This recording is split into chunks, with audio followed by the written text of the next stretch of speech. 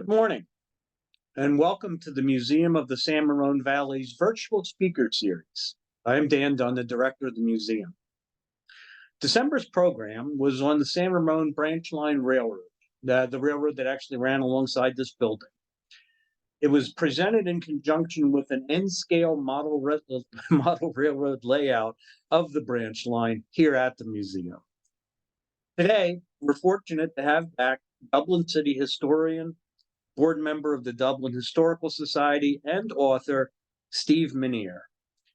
Fans of our virtual series will remember that Steve has presented programs in the series from Highway 21 to Camp Parks.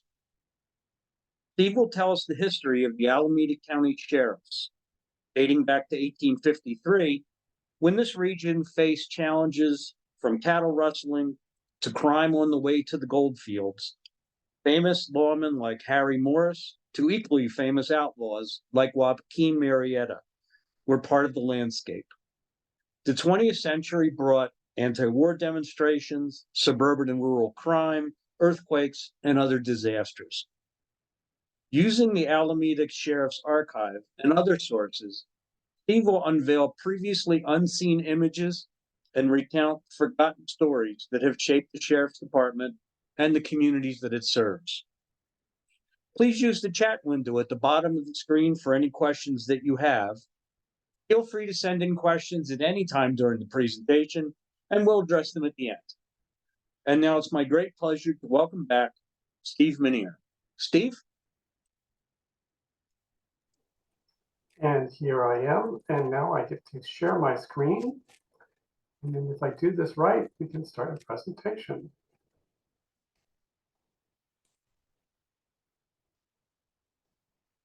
Well, thank you very much for having me. And I want to start by saying I'm going to tell you part of the history of the Alameda County Sheriff's Office. I'm not going to tell you the whole story because we would be here forever.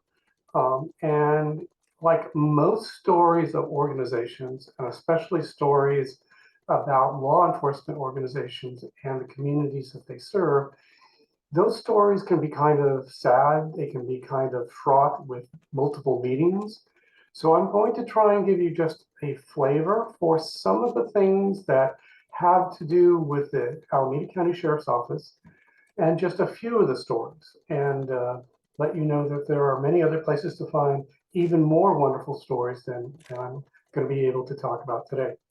So we'll start with this wonderful picture from the Sheriff's Archive. The Alameda County Sheriff's Archive, where I volunteer, has a tremendous collection of photographs of its organization and of the community it served over time.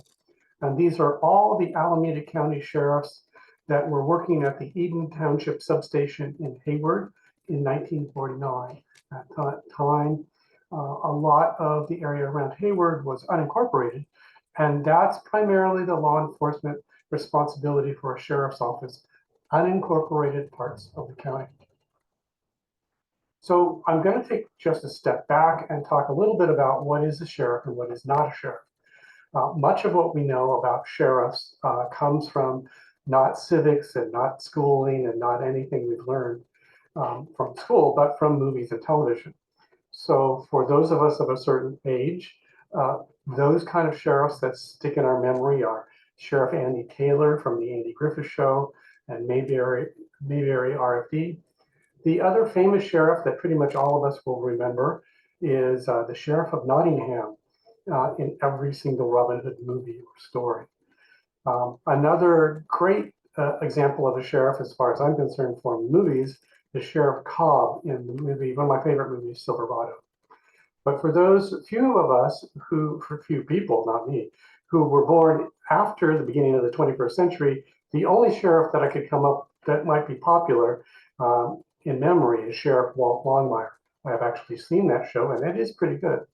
Nonetheless, everything that we hear or see about sheriffs from the movies or TV is pretty much wrong. For example, a sheriff is responsible for all the law enforcement for an entire county, not just a city. There are very seldom any sheriffs of a city. They're usually sheriffs of a county. The other thing is sheriffs are responsible for jails for the county. They're the ones that provide the jail for everybody to go to when they've been convicted or waiting conviction on the crime. The other thing, which leads us into the Sheriff of Nottingham, back in the early days of California government, the sheriff also was the tax collector, so which instantly made him a character not beloved of the people of any particular county. And most of the time, one of those things about, I think you can see this both in the Silverado movie and Longmire, sheriffs are elected. They're elected to office by the people. So they have to run that risk of not making too many people upset, especially around voting time. And then finally, just in terms of reality, sheriffs, especially in Alameda County, operate as a coroner. They serve warrants and civil processes. They're the ones who get you to pay up your taxes and also appear at court. But they primarily nowadays do the law enforcement function. Oops, went the wrong way. So here are a bunch of sheriffs, and there will be no quiz at the end. These are every single sheriff in Alameda County. Alameda County was formed in 1853. It was formed from parts of Contra Costa County and parts of Santa Clara County. It was a political act. The people who lived in what eventually became Alameda County wanted their own representation, and they were able to convince the state legislature to create Alameda County. And over time, each one of these characters was elected to office for either longer or shorter times. We have the first one, Andrew Broder, 1853 to 57, as you can see, just not very long. And we also have at the lower right, our current sheriff in Alameda County, Sheriff Sanchez.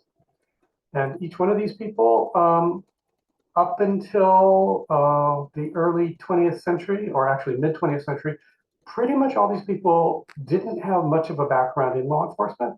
They were just popular enough to get elected. And being sheriffs and also tax collectors, they were pretty much unpopular enough not to make it usually to a second or third term. One of those things I want to point out to you as we start our story about Alameda County Sheriffs is to remind you of how sparsely populated both Contra Costa, Alameda County, Santa Clara County was when they were formed and then starts.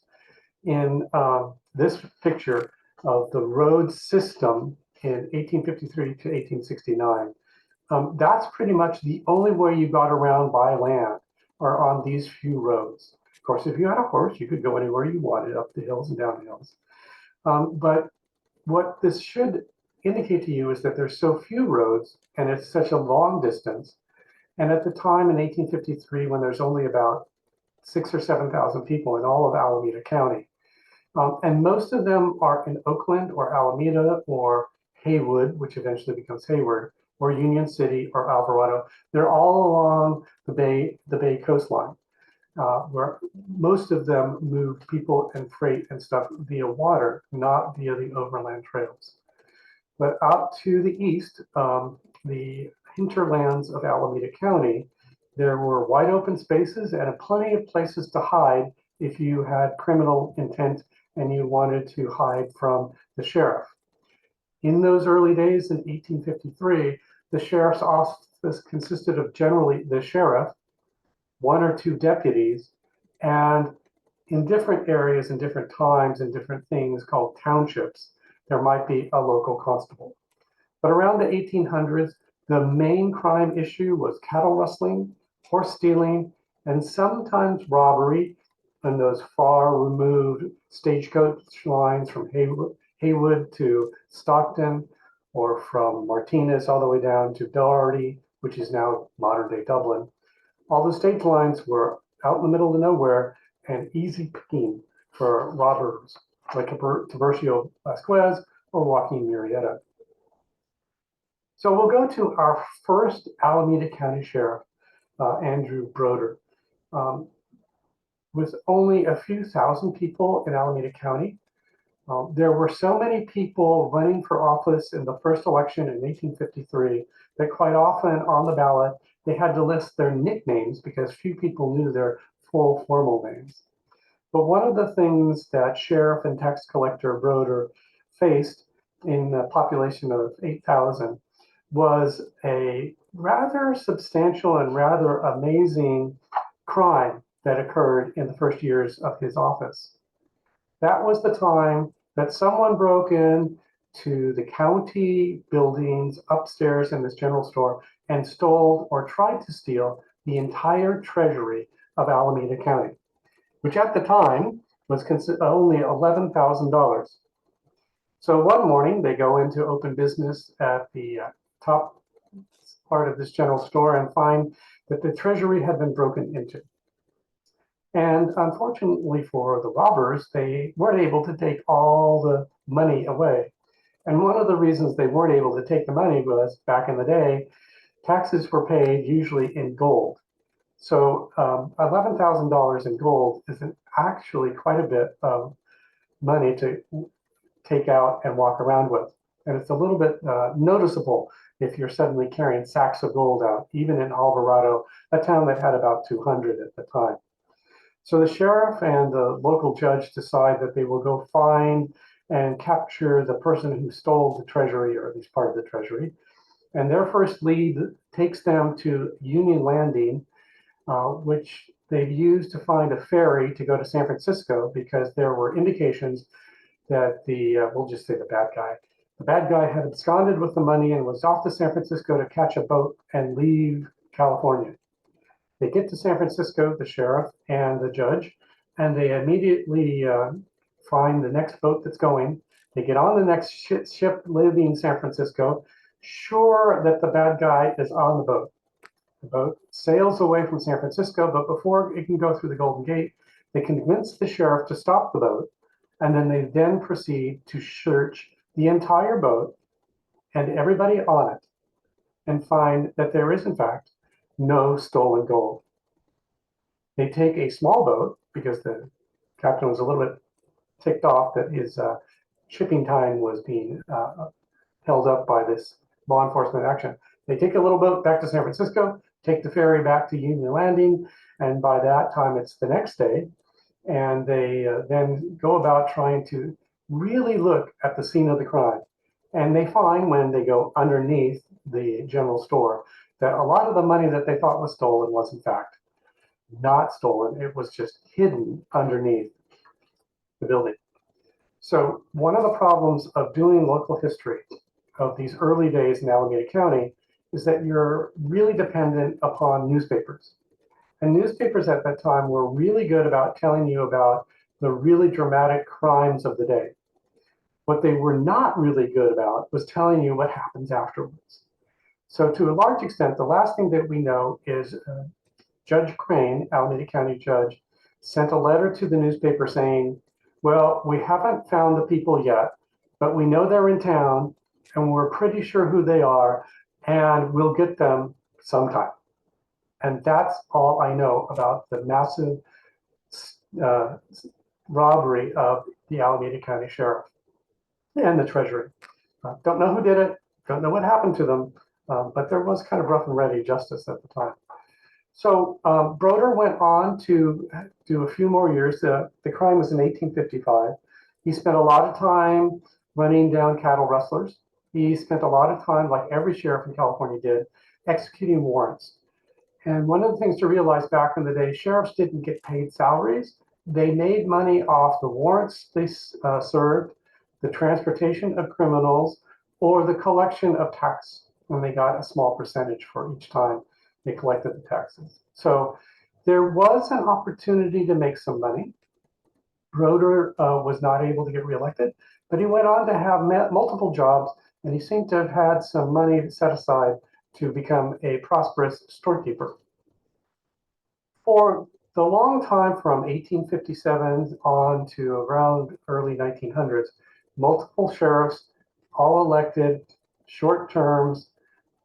Pretty much a common way of doing things was just running the jail, taking care of the drunks, investigating to to some extent, whatever robberies or murders were going on. Not too much really big happened. And when an organization thinks about their history, they tend to think about the really tremendous, important activities and not the day-to-day activities. And the next most important event in the Alameda County Sheriff's Office occurred in July 1898.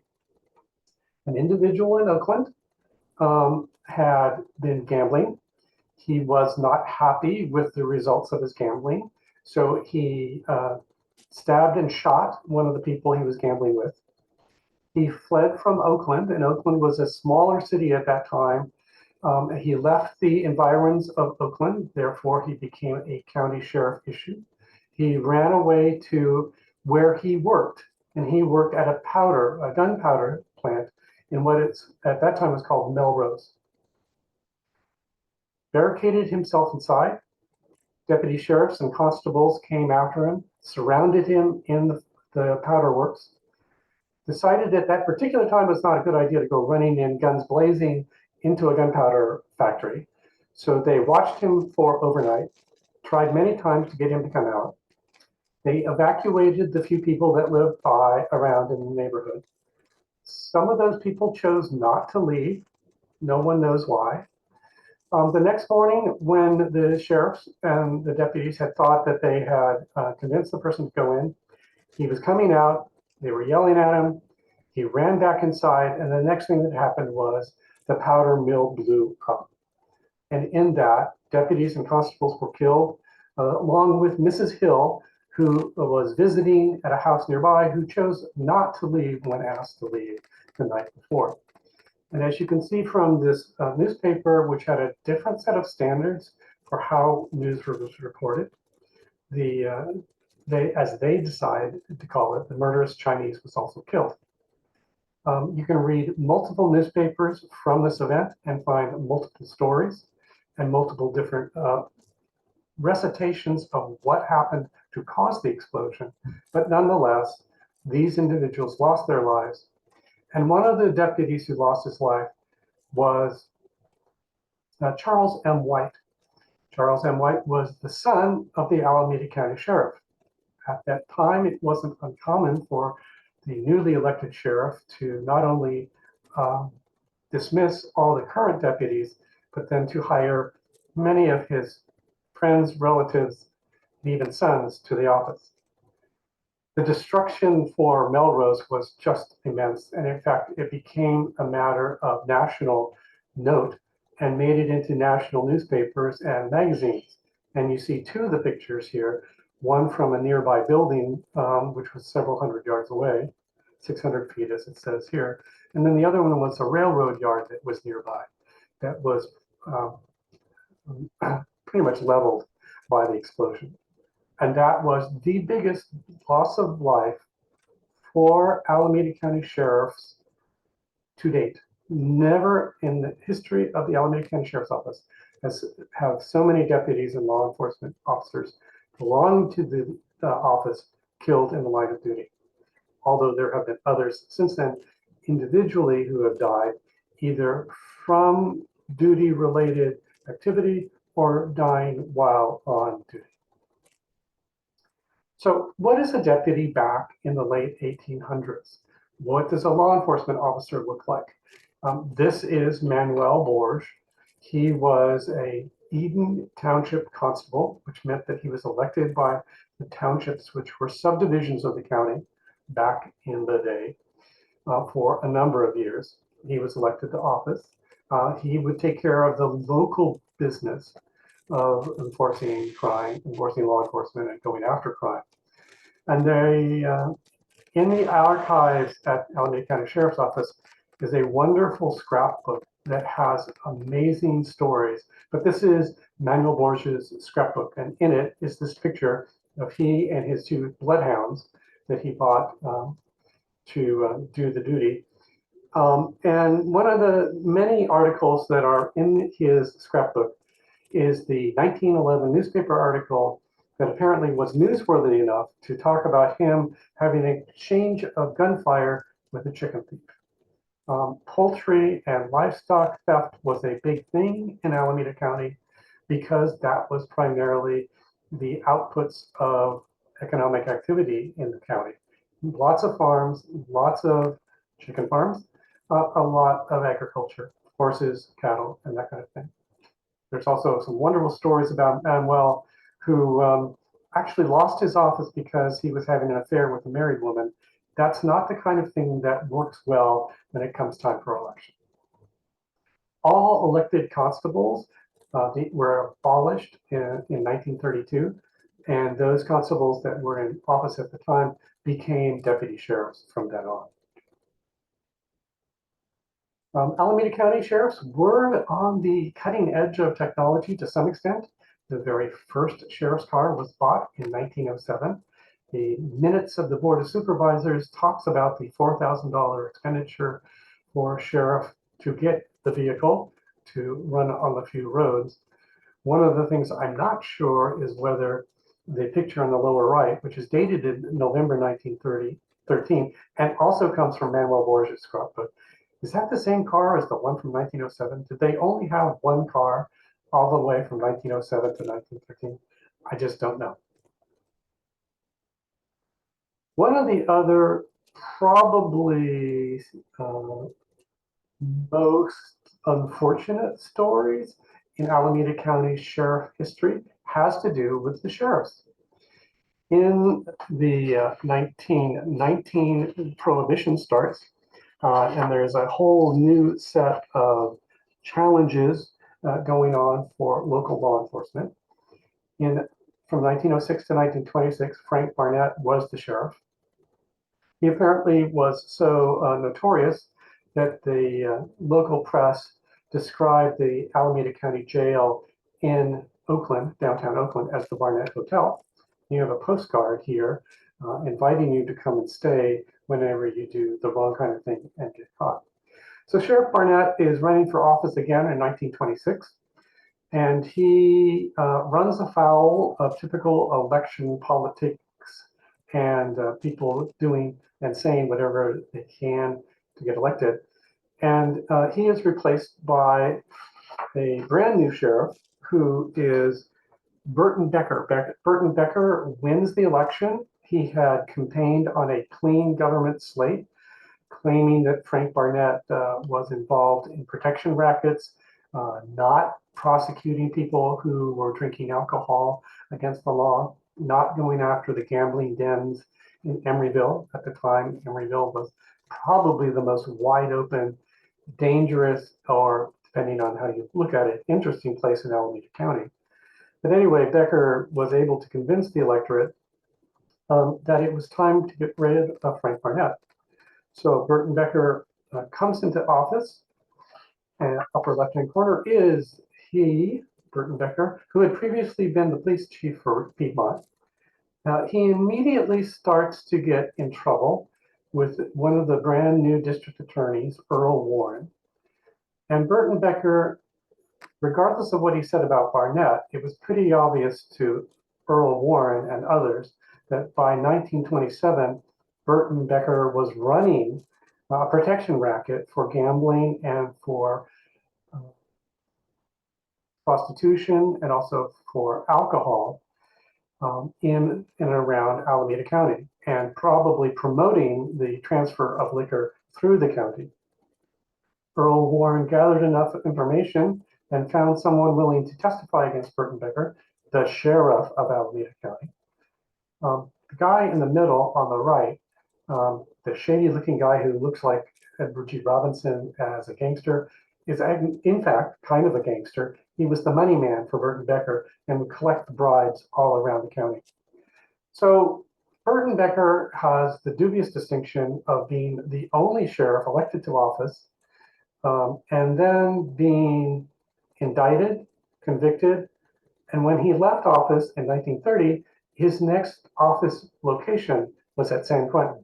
And on the right there, you have Burton Becker's mugshot as he entered San Quentin. Well, the sheriff office was able to overcome the disadvantages of being associated with Burton Becker and his organization over time. And in fact, the Sheriff's Office came to have a reputation as one of the cleanest organizations for law enforcement in the county and, in fact, the Bay Area. And much of that has to do with some inspired um, electioneering and pushing by local political groups to get H.P. Jack Gleason to run for sheriff. And when he did, he came in and started to professionalize the Alameda County Sheriff's Office. And in 1949, after he'd been in office for many years, we begin to see this professionalization by the kinds of things that come out and some of the proposals and some of the new things he's going to do. But before we get to that, let's talk about the other thing that is the most famous aspect of Alameda County Sheriff's Office history, and that is being involved, being the law enforcement agency, often called in to take care of riots as they develop in the 60s, 70s, and 80s in Berkeley and in Alameda County. And in this picture, you see the Alameda County Sheriff's Riot Squad in Sproul Plaza with tear gas going off. And on the right, you see them walking through Sproul Plaza in response to a request from Berkeley and the University of California to help take care of the demonstrations. And of all the pictures that I have found and seen as I wrote my book on Alameda County Sheriffs, this one on the lower right is the one that I love the most. What it is Alameda County Sheriff's Riot Squad sitting on the play structures in People's Park.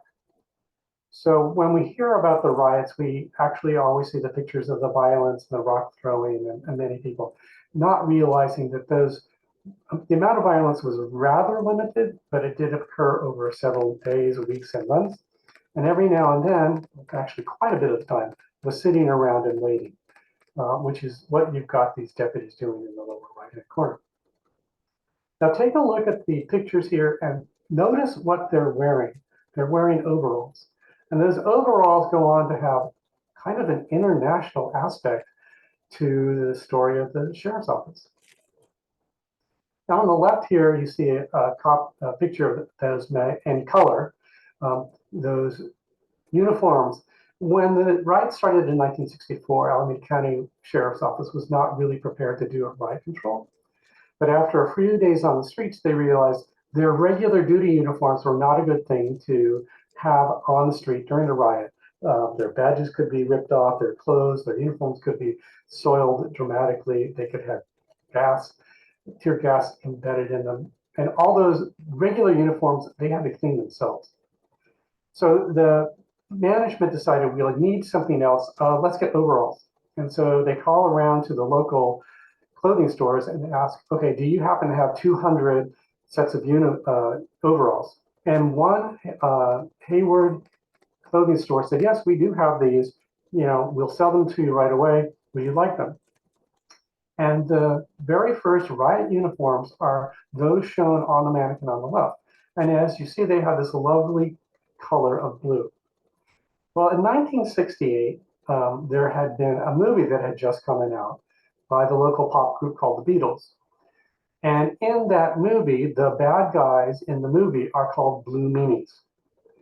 Well, many of the demonstrators on the streets in Berkeley and Oakland had seen that film, and they decided that that blue uniform that the riot squads were wearing were, in fact, exactly the representation of Blue Meanies in the real world.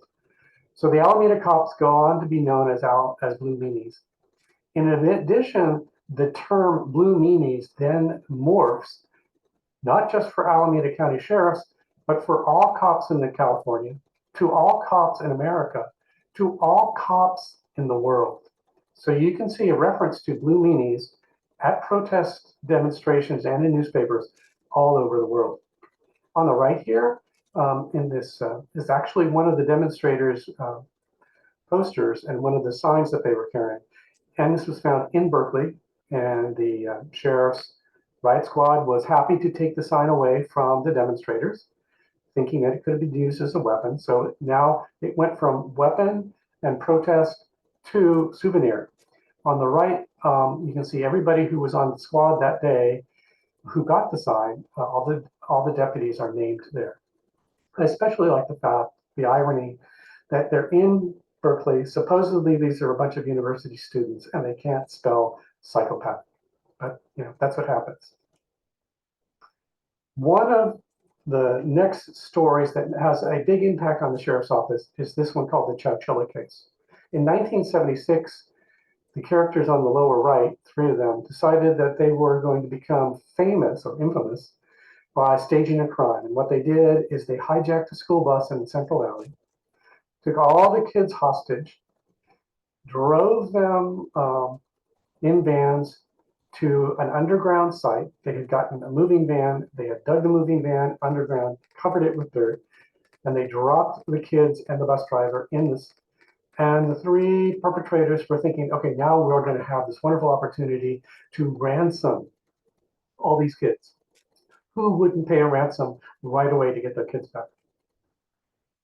They tried to call Chowchilla Police Department to say that they had the kids and that they wanted money. But the international and national news had gone absolutely crazy because think about it. This is the story of the century. A school bus full of kids has been kidnapped and no one knows where they are. So the newspapers and TV and radio descended on Chowchilla, overwhelmed the local telephone lines. And in the first 24 hours, people are going crazy trying to find out what happened, what goes on, because there's been no notice from the kidnappers that they have them. In an amazing story, the bus driver and some of the kids are able to find a way to dig themselves out of this van underground. They find themselves when they come out, it's midnight, it's dark, they have no idea where they are. They are tired, they are hungry, they have been physically abused by the circumstances of the heat and humidity and fear, and find themselves in the dark. And they're wandering Alameda County roads because by this time they are in fact in Livermore at a quarry. And they are eventually found by one of the night watchmen at the quarry who calls the Alameda County Sheriff's Office, which has its main office nearby in Santa Rita, who then send people out to rescue the kids, bring the kids back, take care of them, and start the aspect of creating a case against, at that time, in early 1976, who the perpetrators were. Well, through some amazing work, they eventually found out who they were. The guys were convicted in a court case in Alameda County and served many, many, many years. So there's a wonderful CNN video documentary that just came out. I have a link at the end of this presentation for you to find out more about this amazing story.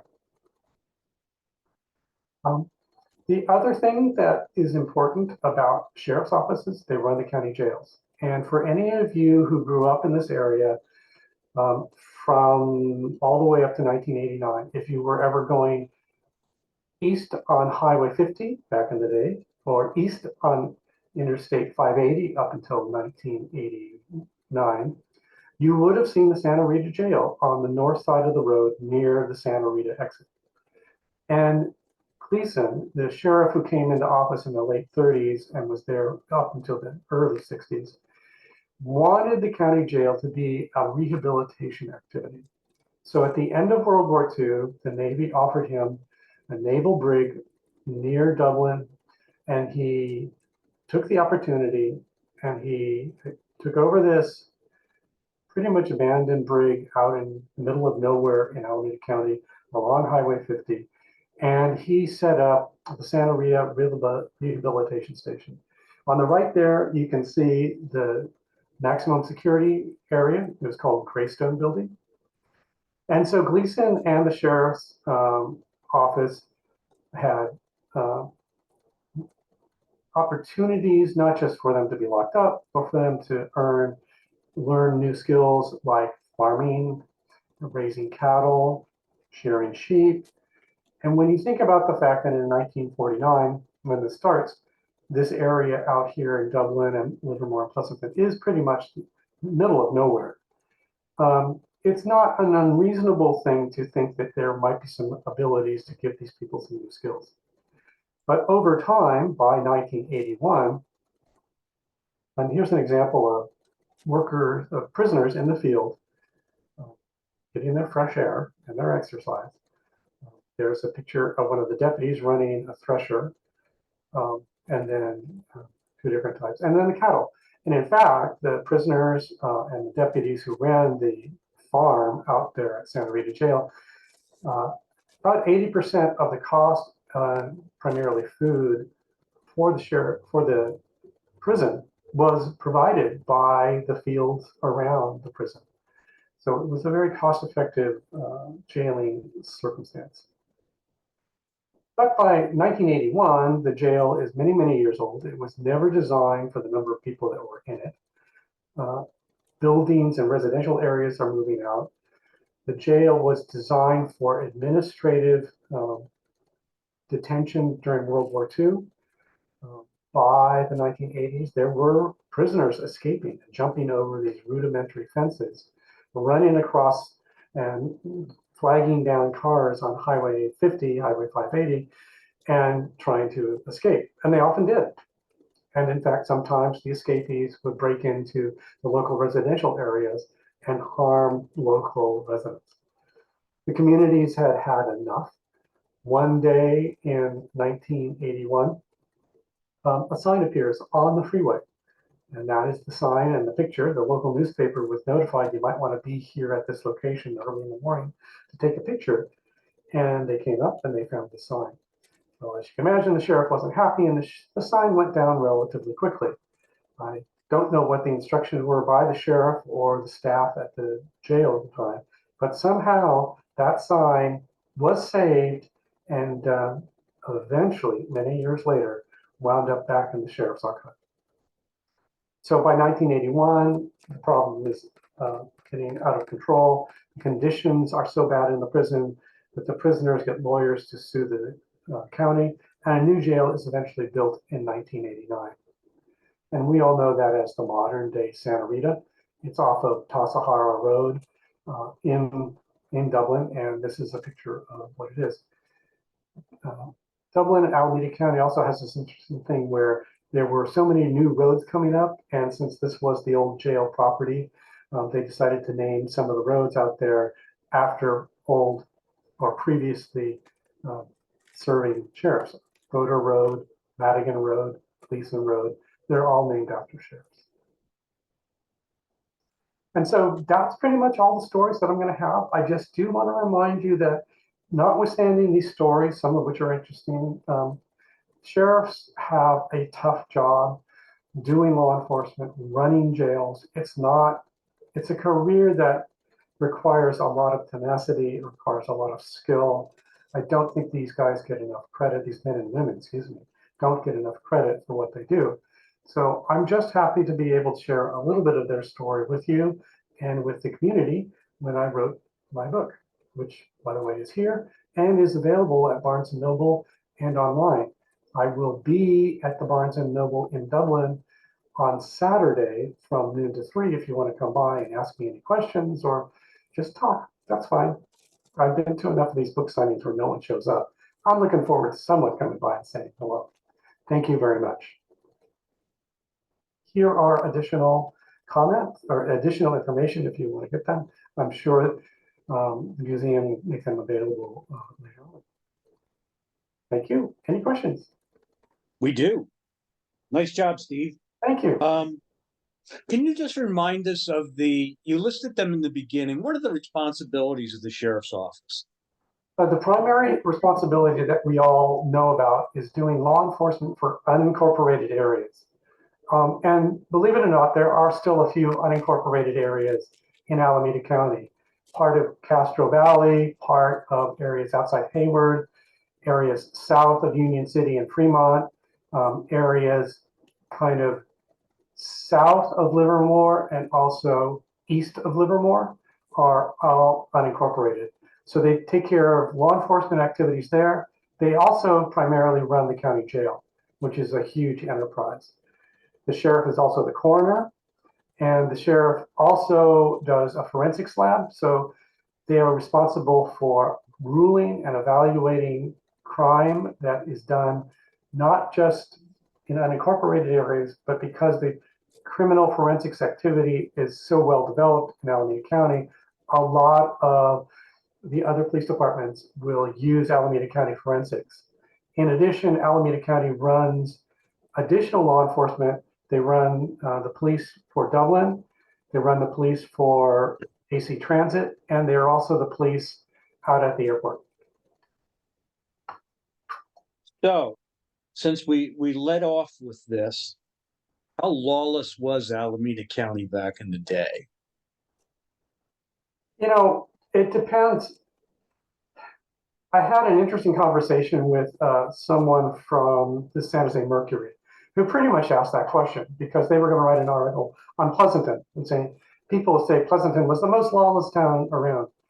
Well, there's no one out in the county. I mean, with only 8,000 people in 1853, there's a lot of empty spaces. So, there's a lot of opportunity for people to steal each other's cattle. There's also an awful lot of opportunity for cattle just to get mixed up.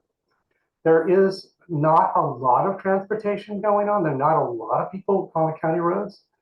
So you don't run into too many people stealing hay, but you do run into people stealing horses. So it's not Tombstone in the movies, and it's not Dodge City. It's just Alameda County. But one of those things that happen when we talk about lawlessness is we conflate a bunch of different crimes that occur over 50 or 75 years to one place, and then we think that it's a very lawless place. When you may have had Vasquez, or you may have had Murrieta, but they're doing crimes in all over the state, and sometimes sometimes in Alameda County. Short answer. Okay. So, since we mentioned him, how about reminding us who Joaquin Murrieta was? And on the opposite side of the coin, how about Harry Morse? So let's see if this will work. I'll put this. There's a book here that I just got the other day, and it's the story of searching for Joaquin. So Joaquin Murrieta is an interesting story. And remember, as I tell people all the time, there are stories and there are history. And history tends to be not very interesting, and stories tend not to be very accurate. So Joaquin Murrieta was a thief. He was a cattle thief. He stole horses. He would end card games by taking all the money, regardless of whether or not he'd won the game. He had fights with other people because back in the day, if you didn't get along with someone and you both had been drinking too much, fights with fists wound up being fights with knives, which wound up being fights with guns. So yeah, he was a murderer, he was a killer, he was a horse thief, and his legend just grew. And one legend has it that he is the Mexican-American Robin Hood who goes around stealing from the rich and giving to the poor, although there aren't a lot of stories of him giving to the poor. And then there are the law enforcement officers like Sheriff Morse, who made their reputation on building up how bad the bad guys were so that when they got captured, he got even more glory. That's kind of the way it works. And if there was much crime, it was very casual. It's like, hey, I need a horse. I'm going to take a horse, and you may never get the horse back. Or I'm going to rob the stage. But when you get right down to it, you rob a stage once, and it's really big news. Okay, but then no one robs the stage for 30 years, and all you remember is the time the stage got robbed. How about Harry Morse? Henry Morse, excuse me. Harry Morse. I mean, Harry Morse, I was right the first time. so he gets, all the sheriffs have other jobs before they become sheriff, and some of them are rather minor, like clerks and bookkeepers and shopkeepers. Harry Morse is a good example of someone who was very good at self-promotion. So a lot of the stories we have about Joaquin Murrieta and Tiburcio Vasquez have more to do with Harry Morse writing his life story later and telling how great he was as a sheriff. But he was a sheriff for a relatively short period of time. He actually made more of his reputation being a private detective later and going after people. The other thing that we need to know is because sheriffs made their money on executing warrants and capturing people, they would literally go no matter where to capture these people. So if they heard that someone with a big bounty on his head had done a crime or that there was a legitimate warrant and they had the time, they would go to Southern California. They would go to Mariposa. Oh. They would go to Santa Clara. They'd go anywhere. And they might or might not notify the local sheriffs that they were in town. So Harry Morris did do some amazing things, did find, capture some people, but he was really good at self-promotion. And there is in the list a book about Harry Morris that is well worth reading. So it's a very good story. Okay. We got a comment from Kathy that I guess it's her great grandfather, Daniel Alexander Smith, was referred to as the last sheriff and first police chief of Livermore. And she's asking, is this an accurate description? So, so I'm going to answer this kind of in kind of a joking way. Short answer is I don't know, but I can do some research. Okay. The other part is when I was getting ready to make this presentation, I thought to myself, what do I know about sheriffs? And most of what I know comes from TV. And I thought about, okay, well, who are famous TV sheriffs or movie sheriffs? And so I thought, okay, Clint Eastwood must have been a sheriff at some point. I can find no example of him actually being a sheriff in a movie. So it's really easy for us to watch these movies and think that every town has a sheriff, when in fact, no. You might have a marshal, but not a sheriff. Sheriff is a county thing. But then again, it's very common in stories, in family stories, or even law enforcement stories, while they're sitting around eating donuts, that every famous cop becomes a sheriff. And no one really calls you on that. So it's not likely that if he was a law enforcement officer in the city of Livermore or the town of Livermore, he was more likely to be a marshal than he was a sheriff. But it was really easy. The terms were often used interchangeably back in the day. Okay. But the Livermore Heritage Guild can help you find that answer if you contact them. Okay, fair enough, and a good reference.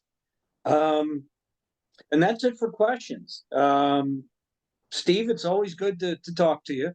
I run into Steve at the museum occasionally too, so I see him more often than just a couple programs a year. But it's always good to talk to you, and thanks for doing this program for us.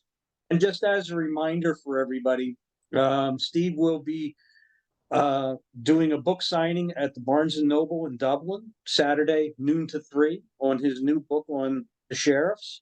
And if you're interested in another book, I happen to have Steve's Dublin, California book right here. And I'll put a plug in for our bookstore because this is where you can go get that too. But thank you, Steve, and thank you all for viewing this morning. If you missed any of our earlier programs, you can find them by visiting the museum's website at museumsrv.org. Today's program will appear early next week. Join us on Thursday, February the 15th at 11:30. The Friends of the San Ramon Creek will tell us about their mission to foster knowledge and good stewardship of our local creeks. If you like these programs and want them to continue, we ask that you make a donation by going to the museum's homepage, museumsrv.org, and clicking on the Donate Now button. The museum is also in need of volunteers. If you can give us some time, please contact us. I'm here to announce that we have a whole year of programs already for you, and I hope you enjoy them all and see you every third Thursday. I hope you enjoyed today's presentation in particular. Again, thank you, Steve. Stay safe, and thank you for watching. Bye-bye. Thanks. See you guys.